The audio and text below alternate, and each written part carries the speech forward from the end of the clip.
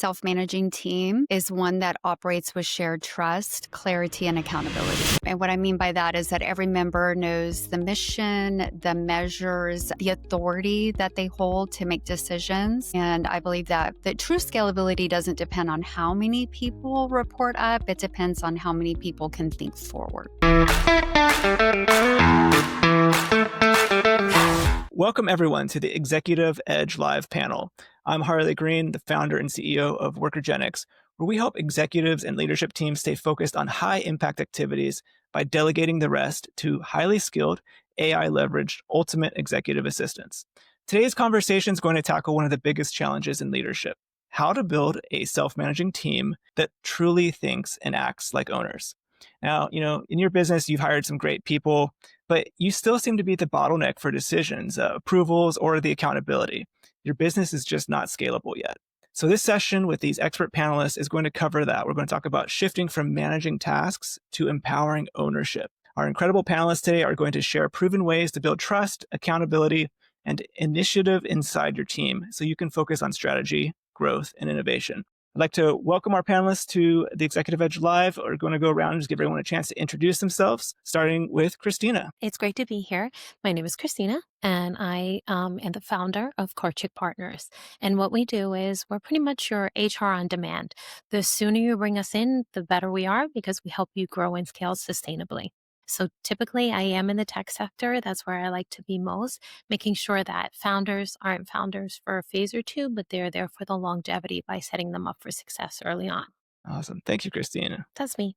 All right, Alex, how about you? Hi, everyone. I'm Alex Otero, the Director of Human Resources for the Academy, community-based services. So just like Kristina, I've spent the majority of my career in the tech sector, but decided to pivot. And we're really focused on making sure that we're helping local youth here in Southeastern Pennsylvania in particular, get to the places that they need to be. So yeah, I'm very excited to be here. All right. Thank you, Alex. Next, we'll jump over to Dr. Lori. So I'm the Assistant Director of Industry Partnerships at Metropolitan State University of Denver. I have a mentorship program where I connect students with industry professionals to gain essential skills. I'm also a professor of psychology, an advisor with different programs. I collaborate with student veterans. So grateful to be here. Awesome. Thank you, Dr. Lori. And last but certainly not least, Joanna. Hi, everyone. I'm also glad to be here. I'm with Elevanti HR. I'm the owner and founder. We're a boutique HR firm, and our core competency is providing compliance and efficiency audits and assessments for companies and offering fractional HR leadership to support businesses in making the changes necessary to be sustainable and successful with purpose, systems, and really a level of experience that allows you to get there very quickly. Awesome. Thank you, Joanna. I am really excited for the conversation today. We've got a panelist with rich knowledge of managing people and leadership. So let's dive right in. This is going to be an open question to everyone on the panel. If you've got a thought on it, feel free to jump in with it, what you'd like to share. The question is, what does a self-managing team mean to you? And why is it so critical for scaling a business today? I'm happy to jump in there, Harley. I believe a self-managing team is one that operates with shared trust, clarity, and accountability. And what I mean by that is that every member knows the mission, the measures, the authority that they hold to make decisions. And I believe that really the true scalability doesn't depend on how many people report up. It depends on how many people can think forward. Well said. I can jump in there too, because I agree with everything you said. In addition, agility and innovation are absolutely non-negotiable in this as well. Therefore, self-managing teams are critical because they decentralize decision-making. They also provide the opportunity to push ownership closer to the work and the customer. So to me, the structure allows teams to respond faster to client needs, iterate on solutions in real time, and innovate, most importantly, without waiting for top-down direction. I'd agree with that, actually. I mean, both fantastic answers. The one thing that I would add to that is that self-managing teams in particular, they need to connect with their vision and the results of, what they're doing. And, all the self-managing teams that I've seen, and I'm sure we'll talk about here in a little bit, they understand and connect their work and their team's work with the results and the vision that they're trying to attain from a company standpoint, which ultimately, differentiates them from teams that have not connected with that. Lori, do you want to give you a chance, or you good on this one? I don't know. Everybody said all the answers have been so good. I'm like, how do I add to that? I guess the only thing that I'll add is that I just feel that when you have a self-managing team, everyone needs to be seen, heard, and valued. And if you do those three things, I think it just allows everything to work smoother. So, but I agree with all my colleagues. Excellent insights. And just from my personal experience in business, it's so true. Everything that's been shared here, getting clear on your mission, vision, and values is so helpful because it just makes sure everyone's rowing in the same direction. And it makes that decision making process for everybody so much easier. Kristina, going back to you, you've helped leaders build organizations that run on trust and alignment. What would you say is the first mindset shift that a founder or executive needs to make to stop being that bottleneck we've talked about? Mindset shift is important, but I do want to emphasize before you get there that you first have to make the investment in operational model and org design. And then you can shift over. Without that clarity, you won't be able to be proactive. You will be reactive. And then for me, in particular, you have to focus on shifting, if necessary, from a fixed mindset to a growth mindset. And the truth is, most of us start with a fixed mindset because you're constantly reacting to the chaos, right? But that's why I say the organizational design and the operating model help alleviate that chaos. And then you can jump right into ensuring that they have that growth mindset. Because if they don't have that growth mindset, forget about it. Nothing else is going to stick, right? Right. Alex, you've built HR structures through high growth phases. What are some systems and frameworks that help teams take ownership without losing the accountability? I love systems and frameworks questions. Kristina, we're kind of in sync on a lot of what we're saying, because I think that, these two questions that, came first, they can happen, but they can't happen in a vacuum. And the reason I say that is, when you ask about systems and frameworks, like my mind immediately goes to OKRs. That's the first one that, leaders, most managers would think of is they're like, and the ones that they're most familiar with. I have OKRs. I have a hand in creating them. And to a certain extent, they really annoy me sometimes. It's everybody has mixed feelings about those OKRs. And then within those, you can break down into like the project management frameworks of like RACI and DACI, and making sure that you're assigning the right roles to the right people. But at the end of the day, none of that really ultimately matters if you can't figure out what you're working towards.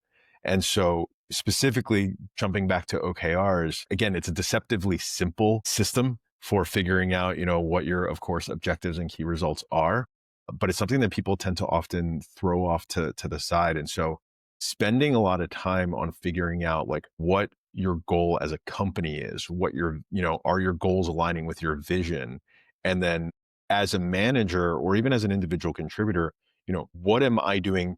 And can I connect that back to that vision through these frameworks is the key. So, oftentimes people tend to just get bogged down in hitting an OKR so that they can get a bonus.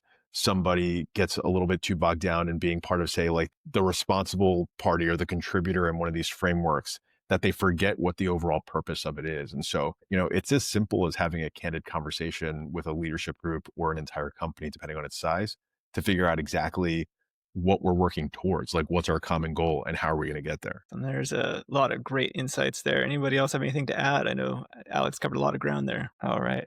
Well, Dr. Lori, your research has kind of focused on the emotional intelligence and belonging. How do these qualities influence a team's ability to self-manage and lead from within? That's a great question. I feel like lately, a lot of organizations that I've been seeking out my services as a consultant and to do trainings have really embraced different concepts like the 5 love languages of appreciation in the workplace, and looking at the unique ways, like as I had said earlier, people feel valued. And really, in thinking of teams and the uniqueness, even when they're self managed, just embrace everyone's unique personality. So, like, for example, I give sometimes the Myers Briggs assessment personality test and separate everyone in the group depending on their personality. And I tell them what their Star Wars character is based on their personality. And then we watch a clip from the movie, and I'm like, all right, how did your characters critically solve that problem? How did they use critical thinking skills to solve that problem? So, like, for example, if Yoda solves it different than C3PO, but we need everybody. So we need processors on the team. And then I use superheroes with the Clifton Strengths Assessment. I'm an executor. So, like, I'm like, all right, let's just do it. Like right away, I want to go. And the disc, I'm a D. I'm like, but I need people to say, Lori, calm down. We need to think about the whole situation. I know you want to do it yesterday, but we need to reflect on it. So just getting teams and organizations to understand that we need a little bit of everyone on the team. It can't just be one or the other. Absolutely. Thank you for sharing that. I especially love the Star Wars character reference. That really helps people kind of drive it home and relate, especially to maybe some of those other personalities that they're not as familiar with or wouldn't necessarily be able to define as well. But when they see it in their favorite Star Wars character, then it really becomes clear. It's a great idea. I was just going to add, I love, love, love that. And to me, what I think is so beautiful about it is you're really allowing people to embrace who they are and bring their authentic self, but also while recognizing that everyone should not be the same. You need the balance of the end of the day. That's true diversity, right? That's really going to drive the innovation. So I absolutely love that. I had to just let you know. Yeah, I love that as well. And I just want to add that I think it also creates psychological safety and modeling empathy in action, which is so important because when your team feels seen and they feel valued and trusted, they're naturally going to begin leading from within, which is that ownership mindset. And I think that's where that true self-management begins. I love what you're doing. That's amazing. Well, Joanna, I think that segues perfectly into the next question that I had for you is, you're specializing with aligning HR systems and operational excellence. What are the practical steps that leaders can take to embed ownership into that team culture? It's a great question. For me, embedding ownership starts with the principles of present leadership. And what that means is showing up whole and building the bridge of trust and stewarding the assignment with excellence. Leaders have to start with clarity. They have to define expectations. And one of my favorite is giving them decision rights. When people know what their authorities are, they understand their boundaries and they can act. And so also when people see how their work ties to something meaningful, they begin to take ownership naturally. And the final step is modeling it. When leaders are consistent, when they're present, when they're transparent, they set a culture where accountability feels shared, not enforced. Could you talk a little bit more about the decision rights? I'm really curious on that. Are there some practical Absolutely. tips for kind of helping a leader define how to even get started there? Because there's so many areas where you could possibly define and it could be overwhelming. I'd love to hear your tips on that. Yes. And the simple answer is it starts with job descriptions. In the job descriptions, we normally see KSAs or KSCs, which is knowledge, skills, experience, or knowledge, skills, and abilities. But if we could put inside that job description, here are the things that we expect you to do, and here are the authorities that we're giving you. It could be as simple as you can spend up to $10,000 without taking anything in front of your project committee. If you feel like that $10,000 is going to achieve the result that comes from our strategic plan as an organization, and you play a role in that, and it falls within your accountability, you have the authority. For example, if Kristina and I work together, in that job description, it would tell me that I have the authority to work with her in collaboration. And so that tells me I don't have to go through a hierarchical process. I can go straight to Kristina with the problem that I have that aligns with her job description, and we can solve that together.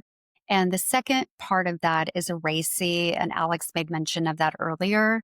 That is a very effective tool, and it allows people to collaborate safely and not feel like they're stepping on each other's toes, understanding where their responsibilities are and when they are simply someone who needs to be informed, as an example. But that is the most simple way that everyone can start today, is just adding that one section of here are your responsibilities.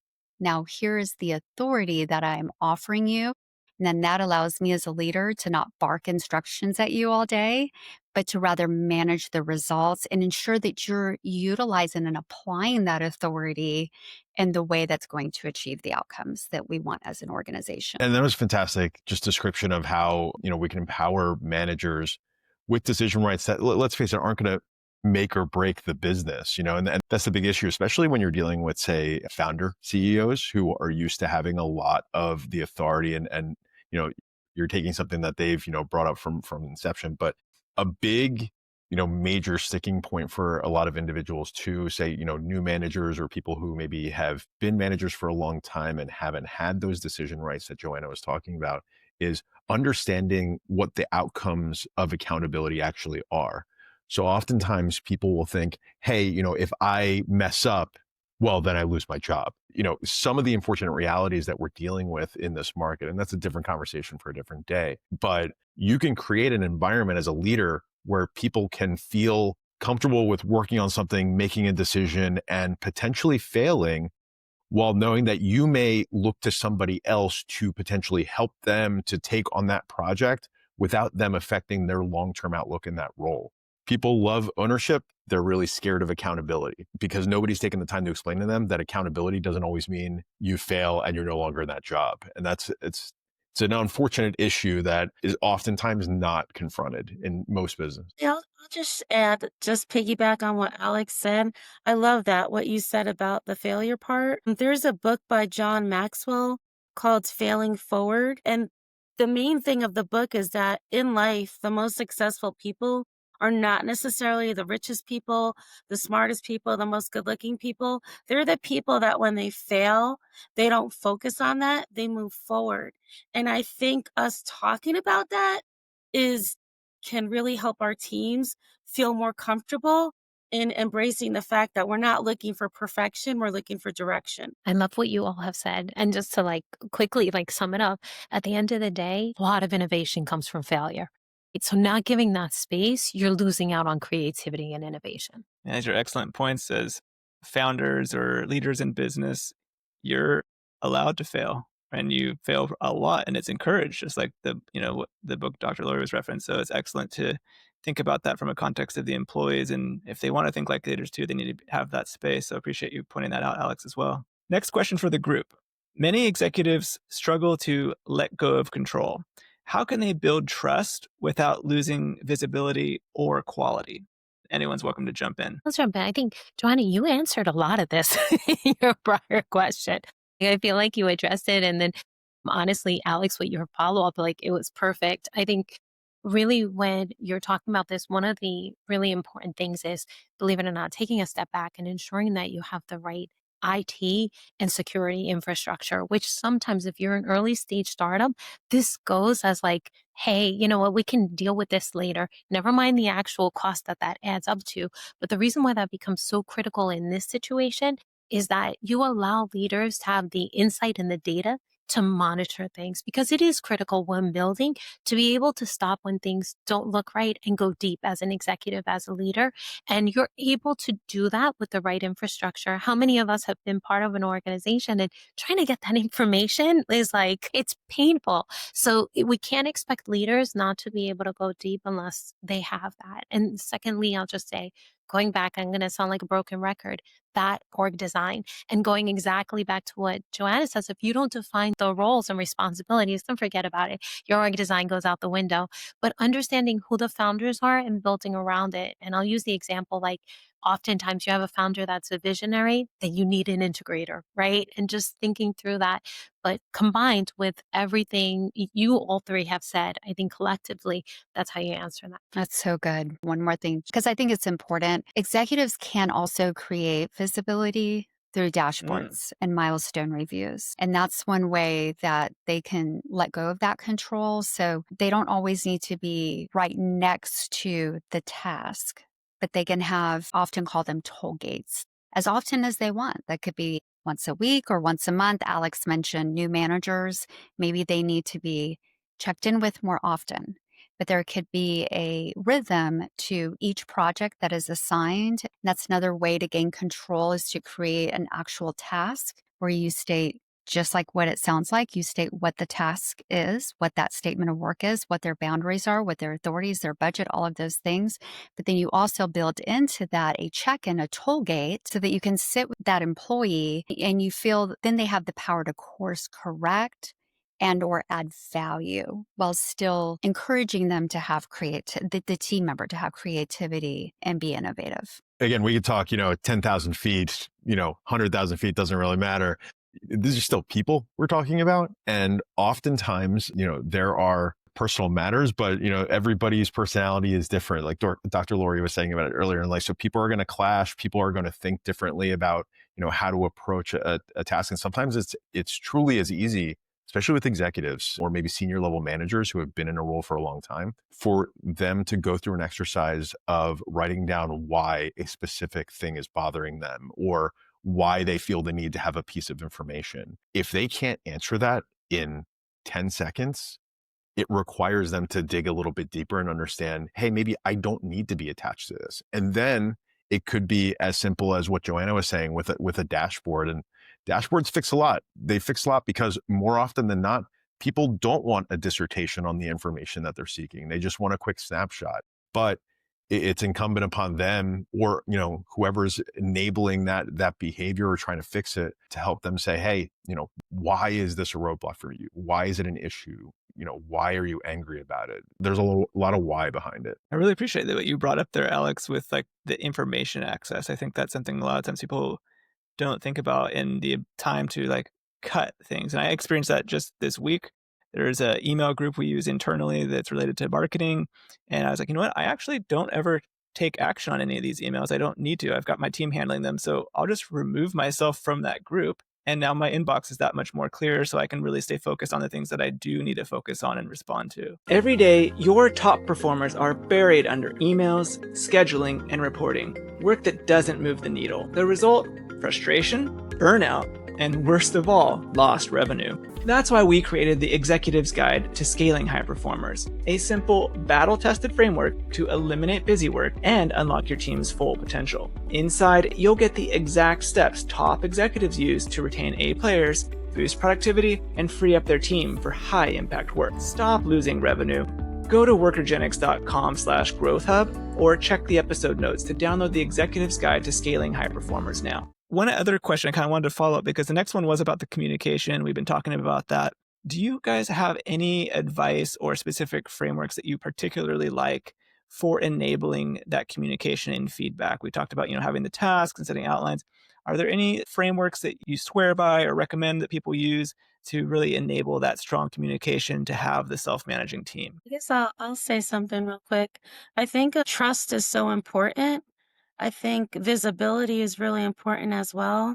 And I know that it's a challenge at so many companies now because there's people working remote, there's people working in person, there's the whole AI situation.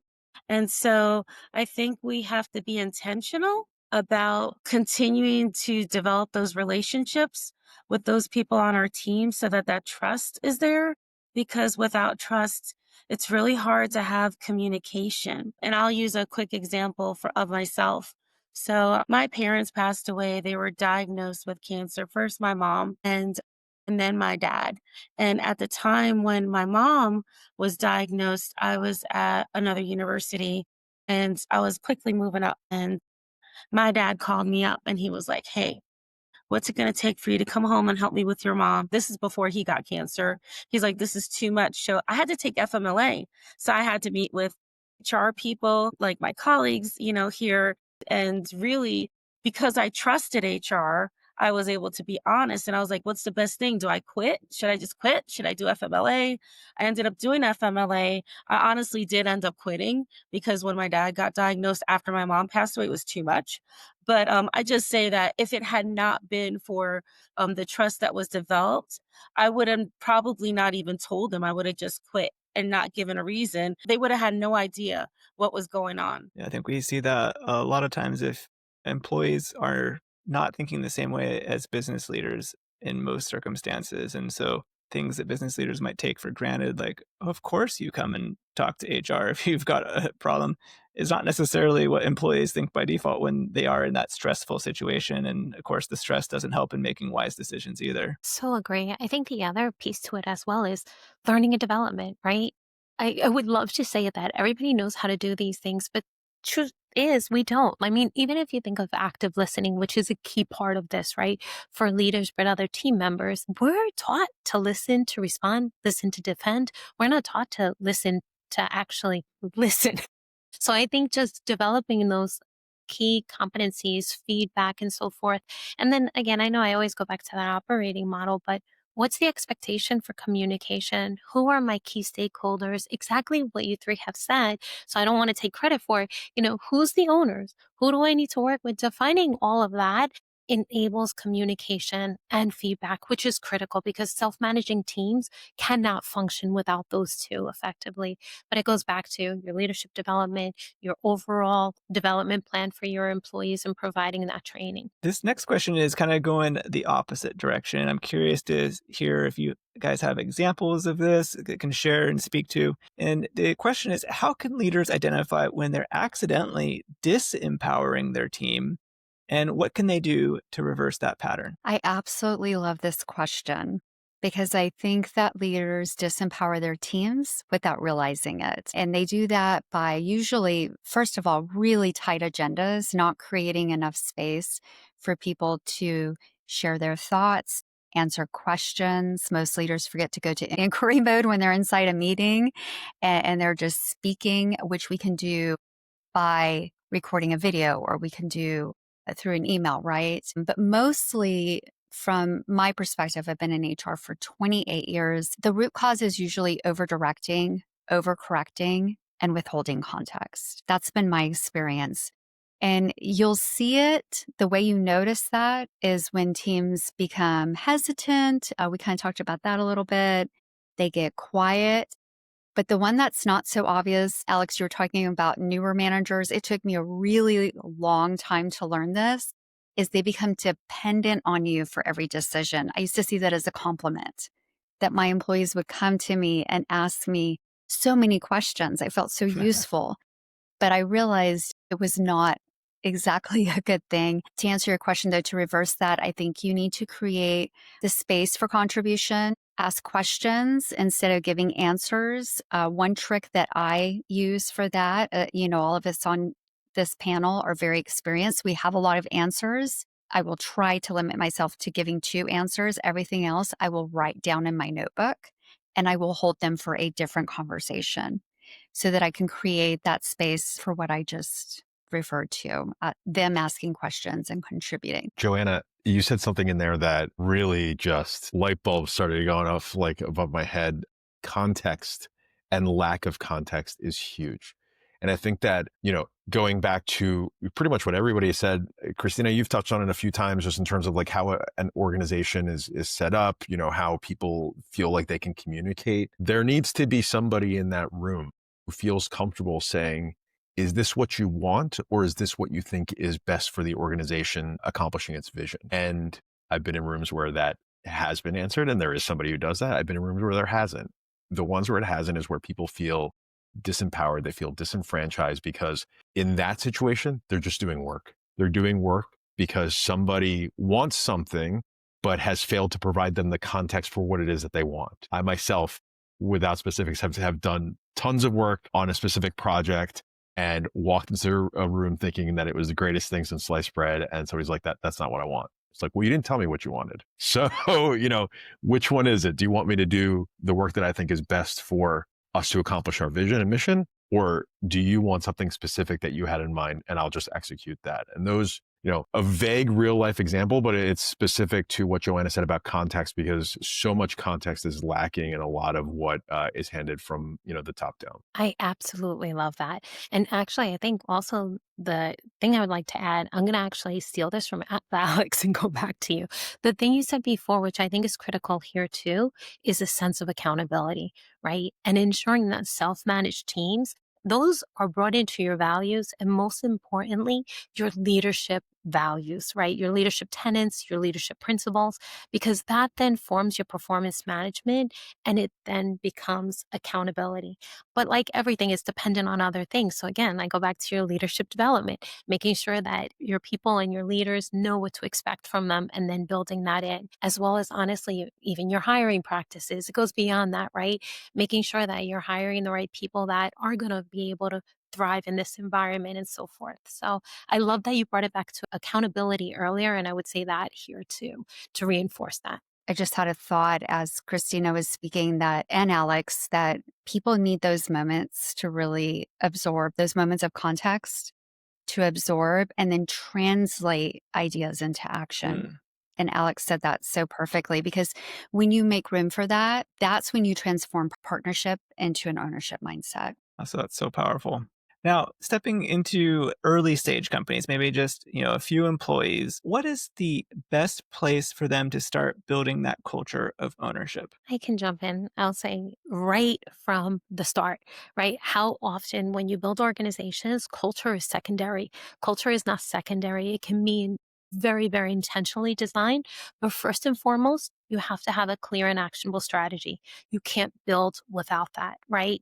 And then being able to build, like we were talking about, everybody's mentioned those pieces about whether it's designing for the org, whether it's designing your operating model, all these pieces come into play, but it's never too early. But remember, culture does not sit by itself. It works collectively with other pieces of your structure and your foundation. And if the thought is earlier, then you can really embed it into your DNA and build that. But I think that's critical for self-managing teams because that's setting them up for success.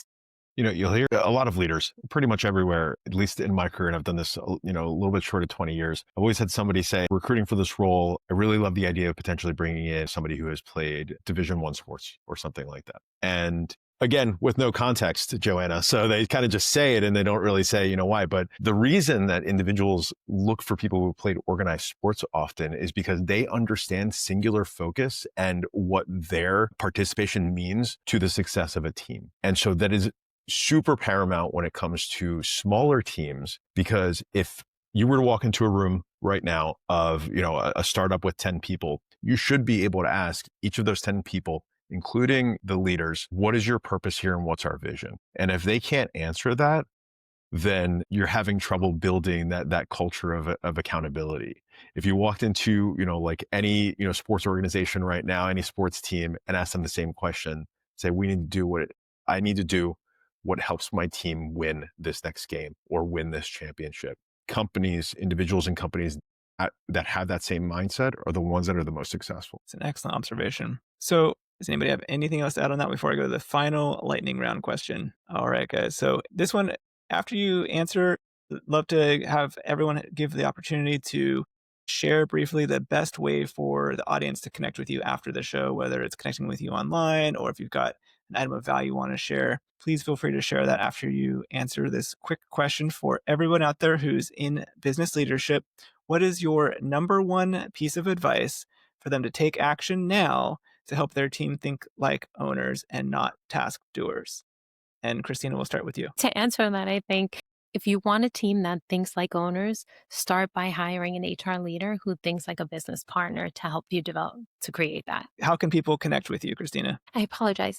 Please connect with me on LinkedIn. Thankfully, I am the only Kristina Karcic. Never mind when you add my secondary last name, Ehret. So I'm easy to find. Awesome. Thank you. All right. Up to you, Alex. So I think that probably, I'm definitely not going to say hire a good HR leader. That's just self-aggrandizing. But, I will say that have a conversation with all of your leaders that you want to empower and ask them straight up, am I giving you enough leeway? Am I putting you in the position that you feel like you are, owning your role, that you feel like you understand the accountability of your role? And if either of those answers is no, immediately ask, how can I do that for you? Or like, let's start planning that. Let's start mapping it out. Heck, if we need to get a whiteboard session for the next hour, let's figure out what we can do together to understand what our purpose here actually is. And yeah, the best way to find me is definitely on LinkedIn.